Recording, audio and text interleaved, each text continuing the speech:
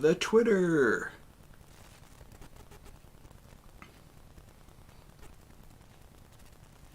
Let us go ahead and get this out real fast.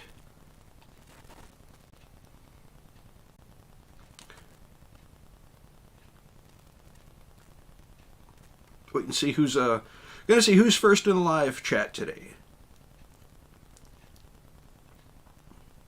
First chat in the live stream. Derp.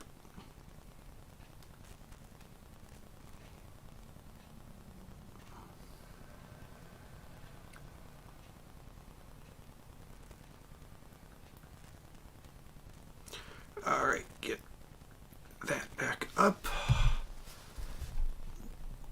All right, let's jump over on the market, have a look here.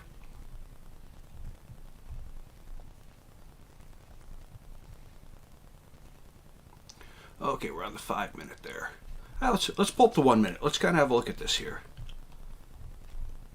because the 1 minute is a lot more telling.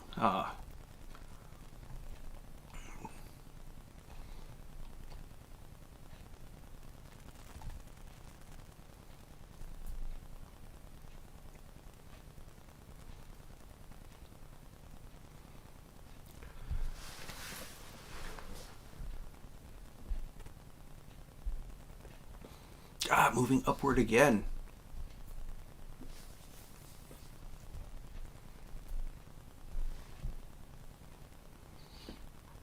So I'm going to jump in here real fast. I want to have a look, check the timing.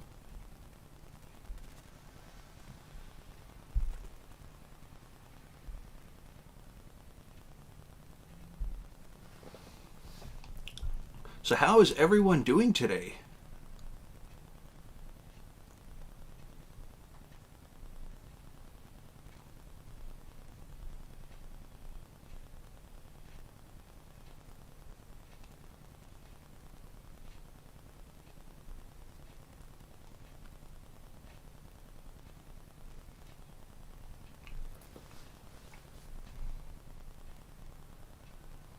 So there is where I got out.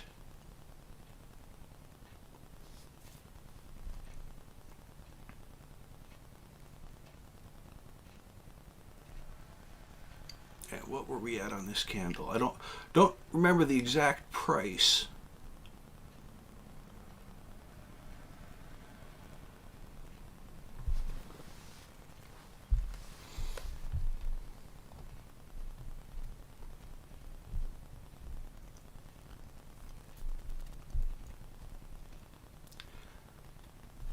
Who is going to be first?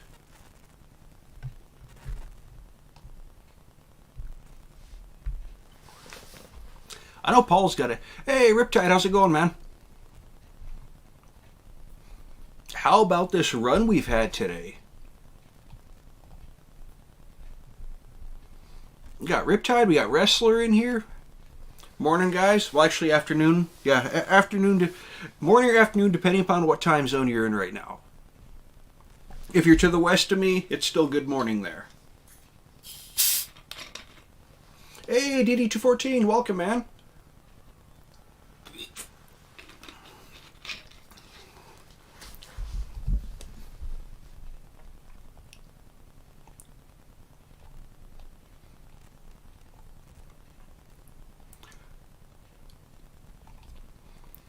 Starting getting into options, and it's a brand new. Yes, Riptide, it is a brand new world. I've actually, so on the screen right now, let me go back out to the 5 minute. 5 minute, and we just want. So last week, I ended up getting a buzzer beater on covered calls for this coming up Friday. Hey, Paul, how's it going, man? Afternoon. So, ended up getting covered calls last week, and if you look on the screen right now, you'll notice a green line, a yellow line, and a red line. Those are built out kind of as different zones. It's a visual representation of the options play that I entered. Everyone is in blue. Yeah, that's we know who the true blue American fans are in here, unless you're in the UK and. The UK, the Union Jack, it's got blue on it also, so we can still call them True Blue. But as you can see, we've got green, yellow, and red at the top. So that basically is the covered call position that I entered in on last Friday. And as you can see, so the yellow line, the 1850, that is actually the strike price. Can't time anyone out. I just wait for a bot to come in. I'm sure there'll be some kind of Russian bot that'll come in at some point in here. Y'all know how the bots are. So the 1850 is representative. That is the actual strike price of the covered calls that I sold. Now I collected $94 worth of premium, 94 cents per share. So you add the 97 to the 1850, or 94, not 97, and you get the 1944. So at that red line, that is pretty much where you are at full loss on it if it closed out today. Now, I always stress the importance of having a stop loss. The thing is, I saw the run building before my stop loss was hit. So I actually was able to exit my position before my stop loss was triggered. Hey, glad you're on because 6 p.m. is wishy-washy. Yeah, it was, I had to do some work-related stuff. You know, usually I try to be on right about 10 after, 15 after, so somewhere around there. I had to do some inventories at work, just on my equipment that's assigned to me in my vehicle. So running just a little bit behind, but you know, lunch. You know, it's a lunch hour, so pretty much whenever I take it is when I take it. And of course, so for those who were in on the Friday night live stream, which would have been Paul and Shredder. This 1614, I went through and I actually calculated out, because if you've been playing options and if you know how to read the Greeks, the number, you know what the numbers mean. So I went through and actually calculated out based on where I entered and what on a 75% profit, where the share price would need to get down to for me to automatically go in and close it out at a 75% profit. Because I've stressed it before, no one has ever lost money taking profit. So I actually had already built in, if I saw it today drop down to the 1614, I would have exited my position. I would have captured 75% profit. I would have called it a good trade. Now this still, even though I lost money, it still ended up as a good trade. It was a losing trade, but it was still a good trade in the fact that I recognized that my option position was in danger. I recognized there was a run-up coming and that my stop loss was going to get blown right through. And it did. It blew right through my stop loss. Didn't even blink as it went through it. So I saw the build-up coming just as... I may not have timed it perfectly. We'll go back over to the 1 minute. I by no means timed it perfectly, but I was able to recognize enough that my option was in threat, or my option was in danger, and I needed to get out of it. And I actually got out where I got out on this red candle, the little guy after the big guy. So I saw it, I saw the huge downward spike. And when this candle came through looking, super, super small, I'm sure if you ran a Fibonacci... Hey, Wrestler! Wait, we got two... Did Wrestler just change his name? Or okay, so we got double eggplants, two different Wrestler names in here. I think he just changed his name in there. So yeah, looking at it, when I saw the hammer come up, I'm like, okay, red hammer. This is where I want to get out. And 10:05. This is the actual point. This is the minute where I exited my covered call position. And as you can see, after that candle was that huge run up, the run up that almost tagged 1950. So I could, it's possible I could have timed my exit a little bit better. We are seeing a pullback. We did see a pullback. It did duck under the 1850. The threat of, that's the mark where I was at the threat of losing my shares. And when I'm playing options, I want to maintain my share count. This is to generate money to buy more shares, not lose shares flipping. This is not a position that at this time I would run the wheel on. So yeah, looking at it, I had a good trading plan. I altered the trading plan because I saw that it was gonna it was gonna be potentially worse. So rather than letting my stop loss manually or automatically get triggered, I ran in, got rid of my stop loss, and manually exited the position. And as you can see, this run up, if this held through Friday, it would have just been it would have been a loss. Granted, I still would have had a little bit of profit in this range if it dropped back down and I got back in below 1850, but I don't want to lose my shares. So I'm actually going to leave all the charting up there, leave the 3 lines on there, and we'll revisit this and kind of see, use it as a training tool. Did I make the right choice? In my mind, because I had a trading plan, I saw my trading plan was in danger, so I exited early, preserved a little bit more capital. So we'll revisit this and really get a good look towards the end of the week on, was my exit good? If it runs down and tags a 16-14 at any point, that would have been my profit capture. So at that point, it would have been a wrong decision, but, preserving capital and limiting your losses, it's hard to call that a bad move. It sucks that I lost a little bit of money. It was a fairly large gamble. Had it paid off, it would have been bank. It would have been really, just thinking how many shares I could have picked up if it stayed below 20 after it closed out. But that's the thing buying options. You win some, you lose some. You've got to develop a trading plan and you stick to that plan. You've got to analyze your risk and work to minimize it.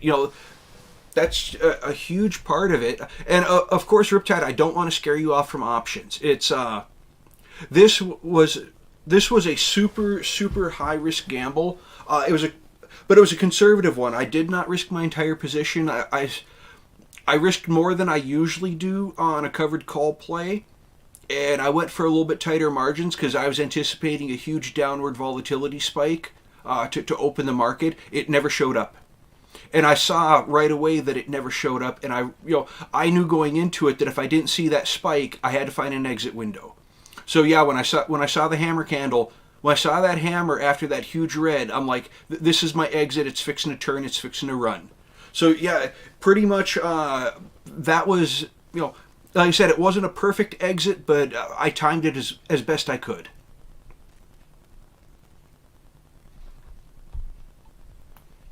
Yeah, Wrestler saying he might have just changed his name. Yeah, that is a strong possibility, Wrestler, that he changed his name. So now I want to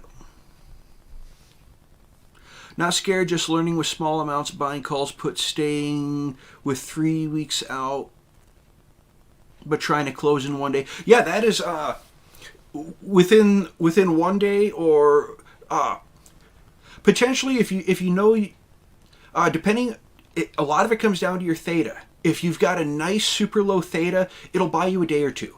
You could, if you're looking to capture quick profits, like especially, if you hit, if I had at some point on Friday entered in calls anticipating a run up, because everyone has been advertising this week, everyone. That miracle catalyst that's going to cause a short squeeze. Oh, we're squeezing on the third. Oh, earning call is going to make everyone's trying to find a reason for the short squeeze, and they're not paying attention to paying attention to the numbers. They're not paying attention to the technical analysis. They're looking for they're throwing coins or throwing pennies in a well and hoping that they work. Well, if you look at it. So we're back on Friday. From here to here is Friday. So we had that market push down. This is the push down that I was looking for to open today. I was looking for the gap down and for it to get pushed down. This was the gamble that I was taking, that this would repeat today. And it never developed. But I saw the push down like that, saw it start to recover, ran up a nice steady run up, and kind of stabilized going into power hour. And I got quite literally, when I say a buzzer beater, my fill was at 59. It was the last minute of trading. I got my fill on these covered calls. And now looking at it, kind of would have been good if I never got my fill, but you win some, you lose some. But yeah, I was looking for this pattern, this push down, to be here, and to see if it could get me close to that 75% profit that I would have taken. And that was just running off tech, just looking at reactions to the market. This, we all know what happened last week, and it's continuing, the fighting in Ukraine, the invasion. And I was just anticipating that the market might not be responding well, and the market responded a lot better this week than a lot of people anticipated. So yeah, I was playing the gamble because not a lot of people were on board looking at it. Most people were looking for those catalysts, looking for earnings. They're anticipating the run up at the end of the week, but the trade didn't work out for me. But I stand by the trade because what I was going off of was good analysis. So what we're going to do here, just for everybody, let us go ahead. That is actually looking nice.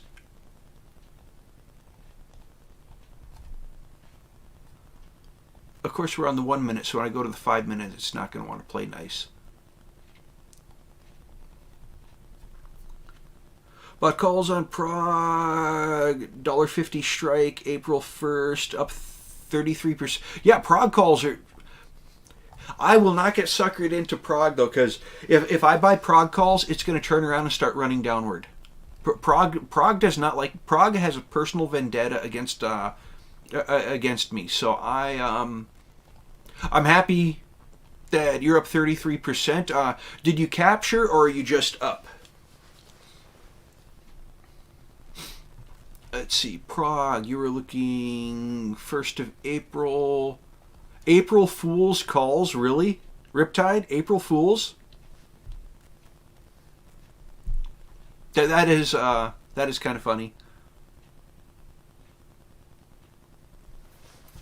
Oh, hey, got a new person in the chat. Polito. Not financial advice, but do you think AMC can hit $100 by AMC? As soon as the stars align and people jump on board and they cover AMC, that is almost asking for a MOAS prediction. I think AMC could possibly, by April 10th. That is fairly close. If everyone's right and we get that 3rd of March run up, the run up this Thursday, yeah, definitely 100 to be possible, because it might slow down a bit at 100 on its way to whatever the top of the MOAS is. But as far as just on regular movement, on regular technical analysis, no, I don't see AMC hitting 100 by April 10th. Just on the trends, if the MOAS triggers, yeah, we'll blow right past 100. But based on how the stock is moving and what it's doing, no, I don't see it getting up to 100 by April 10th. Now, if you're looking at, all right, let me just real quick for Riptide here. Let me have a look at these real fast. So you got the buck 50s on April. Yeah, your theta's buying you a whole bunch of time. You could let this play out. If it keeps moving upward. Just wondering, Riptide, what did you get your... Oh, I could probably calculate that out. You're at... So you got these at... What'd you get them for? About 8 or 10? $8 or $10 per contract, I'm guessing, on these calls? Because looking at it, the midpoint's 16 right now. So if you're saying you're 30% up, yeah, I'd figure you'd be right about the $10 mark that you got your fill.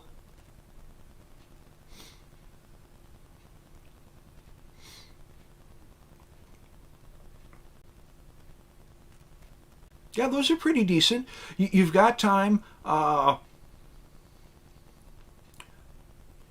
You're up 33 right now. I know it hit $1.40 something a share earlier, which that definitely would have added.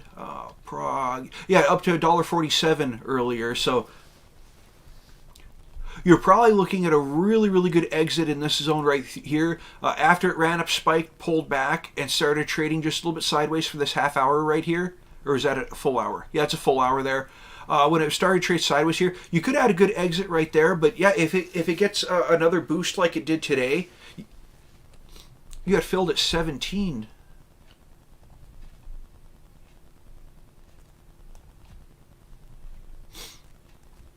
Oh, so you were up a bit earlier because it looks like you're right back down about where you were on those. So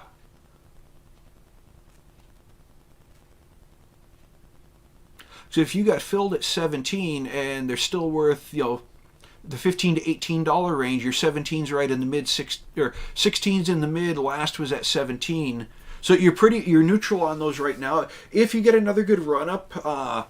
In the next few days, if you get a run up around $1.45, $1.50, me personally, I would not be afraid of capturing 33% profit and looking for another entry point a little bit down the road. 22%. Okay. All right, let's see. I just got in the market last year and don't know a lot about it. Just buy shares.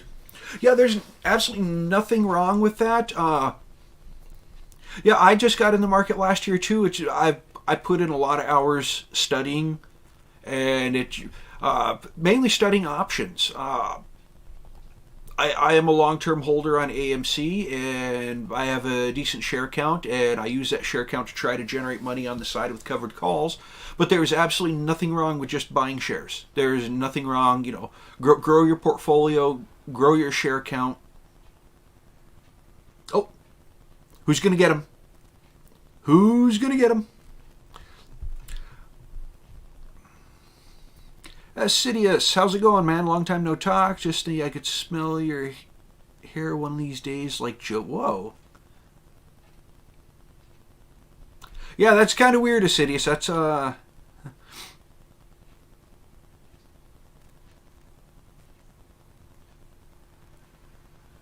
Oh, UVXY, is that, you're talking the VIX? Is that volatility index? Hey, no problem, man. Thanks for stopping by. Hope you have a good day, and definitely hoping for good trades for you. Riptide got him. There we go. That's why I got those blue wrenches in here. All right. UVXY, is that a volatility? ProShares. Yep, it's the VIX. As soon as I saw it, I'm like, he's playing the VIX right now, isn't he? Hey, thanks for subscribing, man. I appreciate it. That is how we grow this channel. If you know anyone who's interested in popping in and subscribing, joining up, just kind of hanging out with us, everybody's welcome.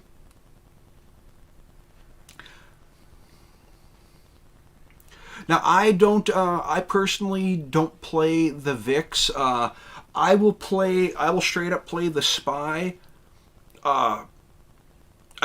When I play the SPY, I play calls. I tend to avoid puts. But if you're thinking the SPY is going down, it is better to play the VIX in a lot of people's opinions, just because I think it's a 3x. The VIX is 3x leveraged against the SPY. So if you think the SPY is going down, playing the VIX just makes sense, because your money kind of has is, I don't want to say inflated, but because of that 3x leverage, you're going to get more for your dollars when it comes to playing. If you think the SPY is going to run, play the SPY. If you think the SPY is going to drop, that's where you would play the VIX.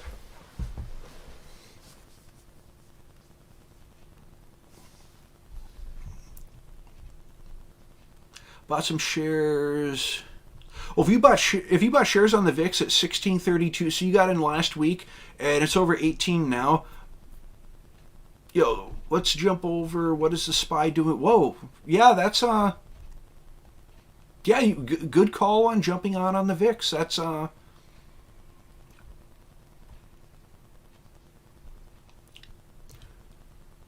at that, beautiful gap down.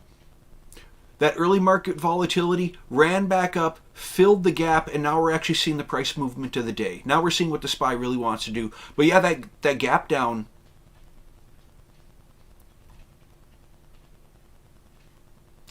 That would have been, had I been, I really didn't pay attention to it too much this morning. I was, I was concerned with what my covered calls were going to do, so I didn't really look at the SPY this morning.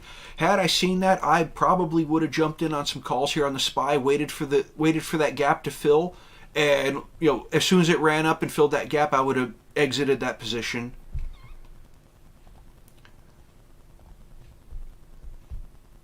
And the same thing, the SPY gap down. The VIX gapped up.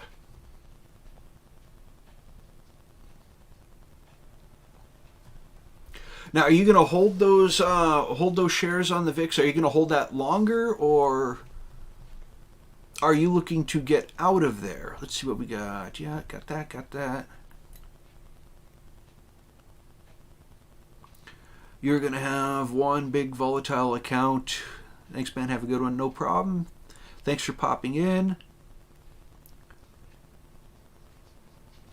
Buying against the market, then I can load up on more GameStop. Yeah, definitely. Depending upon how many shares you... Well, I mean, look at it. You're in this zone. You're already up $2. So depending upon how many shares you got, you can exit at a $2 a share profit. Holding longer, yeah. Especially, even ignore the VIX right now. Jump over the SPY. Look at the SPY taking this nosedive. It almost makes me want to open up and see what's going on news-wise, because this is an aggressive downward push right here. From 35, that's a $3 drop right, just in this little run right here.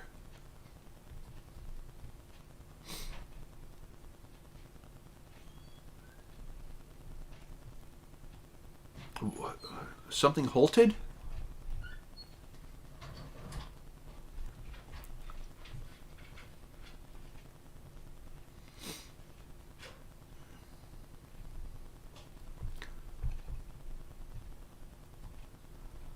Now the SPY is down, hitting this oversold.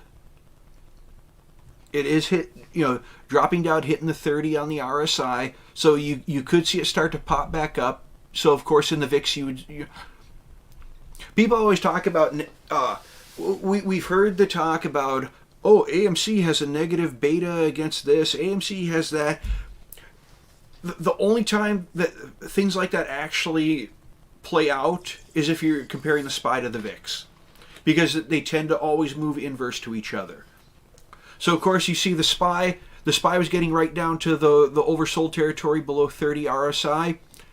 At the same time, the VIX is getting above 70 on the RSI, so it's reaching that overbought territory. So the VIX could actually be turning around right here for a downward run. It all depends, Does the RSI drop a little bit and the actual share price stalls out and then it goes up for another run again? That is always possible.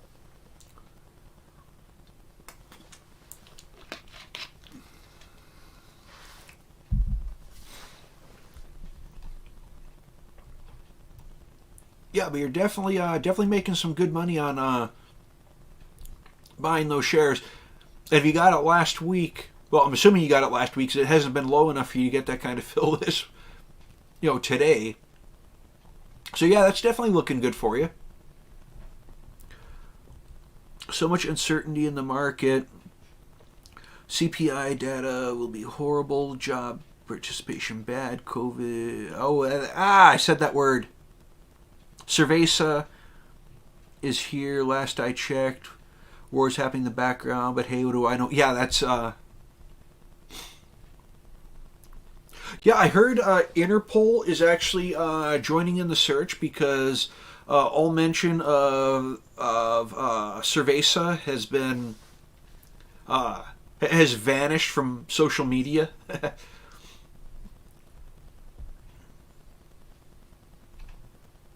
GameStop, what are you doing today? GameStop following that trend. GameStop really following the SPY right here. If we look at this hump and then dip down, go over to the SPY. Not as not as pronounced as that, but still, it's looking like we might be getting. Yep, AMC's doing the same thing. All right, we're going to check our other two major indices. Qs, yep, Qs are doing the same thing.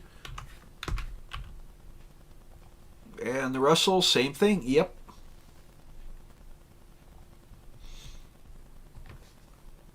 And of course, we just put that ascending level of support on there, and the entire market says, no. The entire market's saying get rid of that line, so we're going to go ahead and get rid of that line. So we are back below the covered call strike price from last week. It'll just be interesting seeing how this plays out, because I did not expect. Well, like I told y'all, I was looking for that downward push-up market open and to see how far down it would go, and hop on out of it at that point, capture my profit, and move on to my next trade. I swear though, if it runs down to 1614, this will be a personal vendetta of AMC. AMC is being coerced by PROG to attack all my options trading. It's a coordinated attack on my my brokerage, on my portfolio.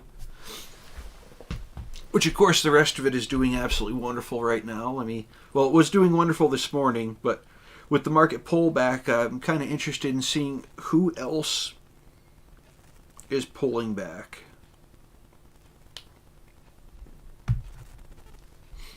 Now, I did actually, I did do some trades this morning.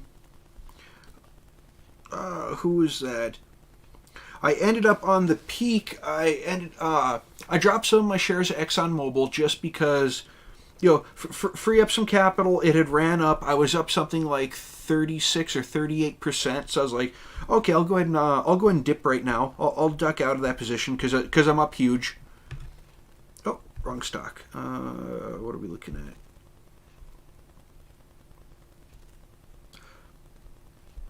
Yeah, I was up about 38%. I'm still up 34% on the remaining. It did pull back a bit, but I got out fairly close to the top there when it was turning around.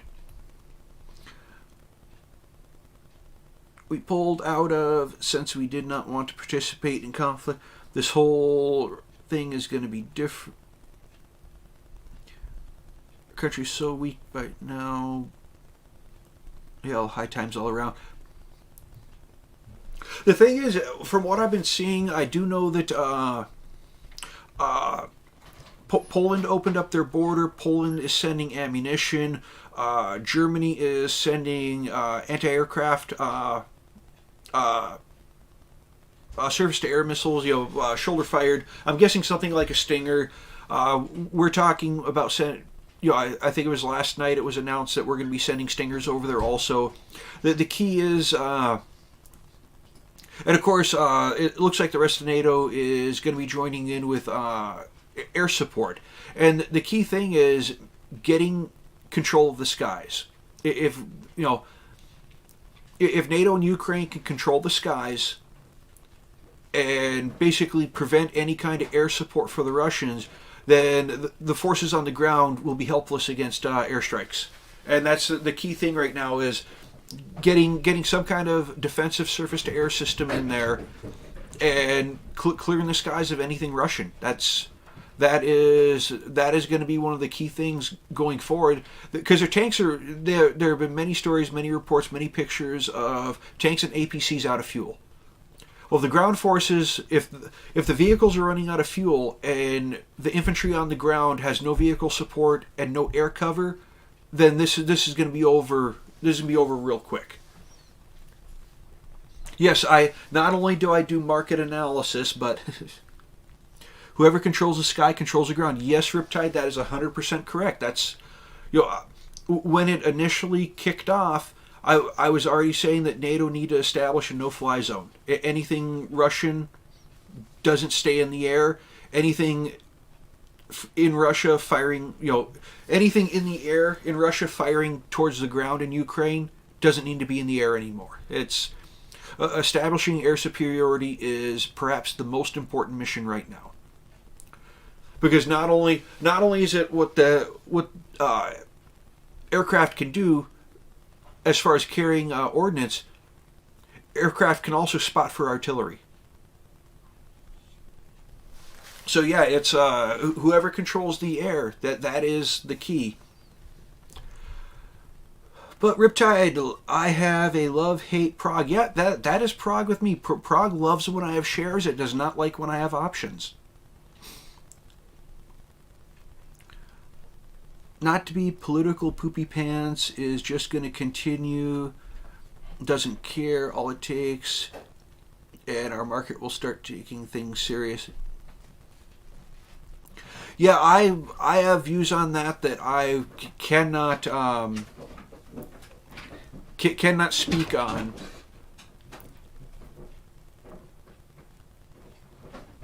High ground usually wins. Yeah, it was yeah, if you've gone to the Obi-Wan Kenobi School of High Ground, you know this. Without getting too political, about the most I will say is as soon as that guy announced escalation of deterrent, he basically announced his desire for a shortened lifespan, and that could even be from his own people, because that is a fairly serious threat to make, and that's not posturing. That is a direct threat, and he's already he threatened Finland and Sweden. He's threatening all of NATO. That right there, his own people should realize that this has gone far enough. It's gone beyond far enough. And there's dumb guys like me who used to jump from the sky and fight on the ground to get airborne. Yeah.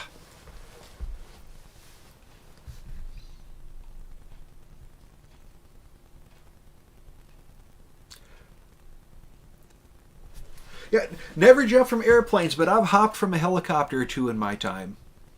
I've got the bad knees to prove it.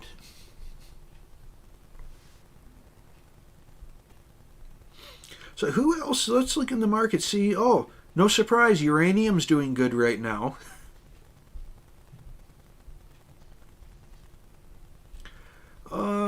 Utilities aren't doing too bad. Who is bucking the trend? That's what I want to know. It looks like so much is following the trend right now. Energy Transfer is not doing too bad. Let's have a look at them today. Let's look at the ETs. Now, warning. Now, of course, anytime I look at a stock on here is not an endorsement of that stock. This Energy Transfer also is a master limited partnership, which means if this is a stock that you get into, you are a partner. I received, it was less than $4.25 salary last year, essentially because it's a MLP, a master limited partnership. So basically, if you own this, you're some kind of a partner, but you don't really have voting rights. That also means that on your tax forms, you have to fill out a Schedule K1 form. So if you're looking at getting into stocks, do your research, and definitely make sure that if you're getting into a company you haven't really researched, at least if you're worried about tax documentation and filing and everything, make sure it's not a master limited partnership. Always check and see if a company has a Schedule K1, because that just means more paperwork when you're doing your taxes. Hershey's, let's see what the chocolate's doing. Yeah, Energy Transfer though for me is doing a nice run up on the day. That is glorious. Like I said, I'm looking for stocks that are bucking the trend. It did have a little bit of a dip, but came back up, recovered. This should hold $10 through the day, I'm hoping. Let's check the chocolate. HSY. Oh, gap down. I almost wonder if a lot of stocks had gap downs.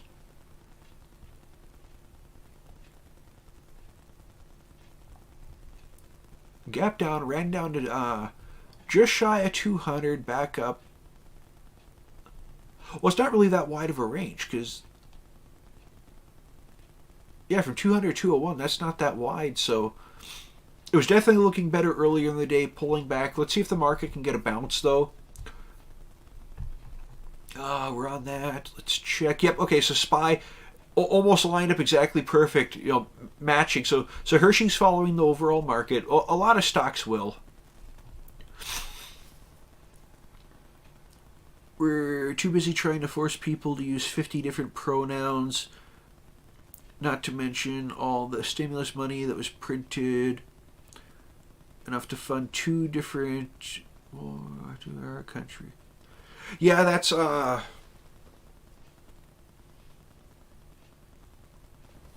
that's Assidious.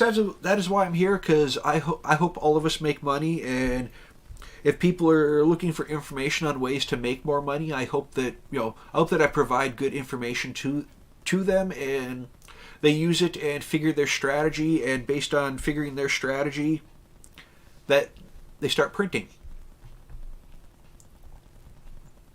AMC still hovering around that yellow line. Like I said, I'm going to leave... when I take these marks down, I'll probably take them down... if I don't do an aftermarket live stream on Friday, I'll take them down over the weekend coming up. But I'm going to leave them up there just as a training tool, because anyone who was in the live stream on Friday, I went over just how I built this out, how I looked at it, and for the most part I eyeballed it, but I figured just to throw the marks up there so everyone kind of gets an idea of the thought process that I was using, how I calculate, and this right here is the important part, knowing what your strike price is, knowing your entry point, and knowing where, if you were looking to capture profits, what zone you want to capture profits in. And like I said, I usually like to capture about 70 to 75%. So yeah, I had that all marked out, and yeah, I'll leave this up here just so we got a little reference and we can see what all's going on with it.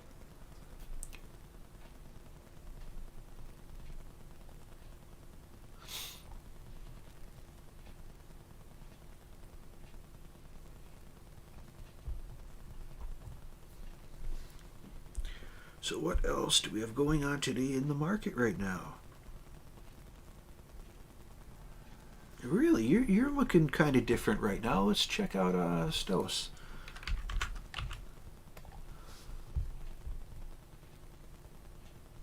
Yeah, a little bit of a run up there. That's not bad.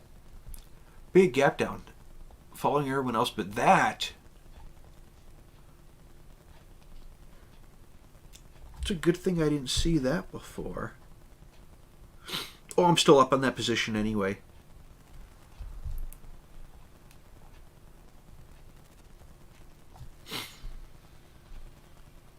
Yeah, okay, I'm still up with them.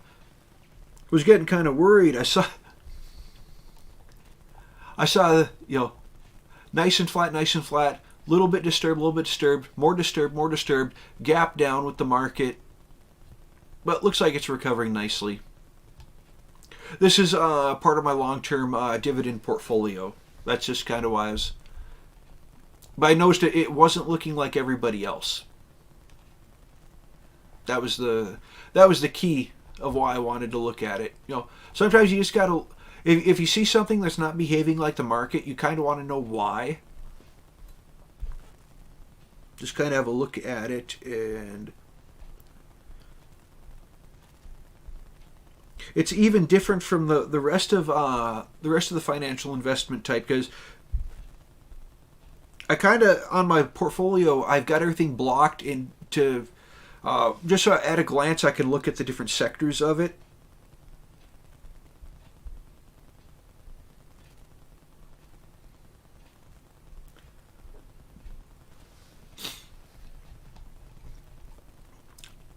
So what does everyone else have go? Oh, there's AMC taking a downward turn again. What's everyone else got going on for the day?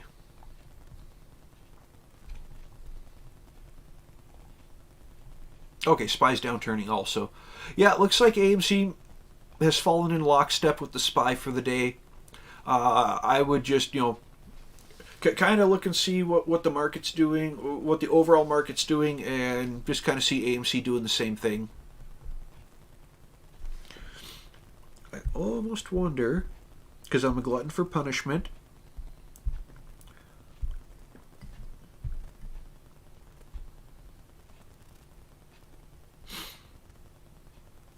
still at $1.30 there. We're on AMC. Let's look at the options. Calls ending this Friday. Hour 2050's looking. Oh, we're just going to go close out PROG calls. It looks like I'll be holding this. They're turning downward too, I take it, right now?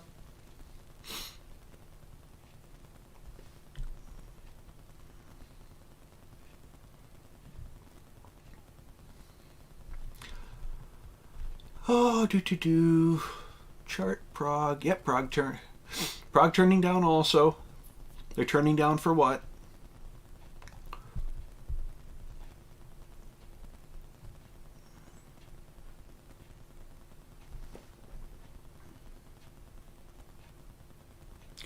$20.50 at 70.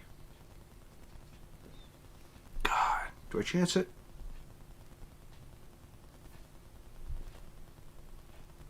Take a few days off this week to visit Amish community farm in Lancaster, Pennsylvania. Oh, cool.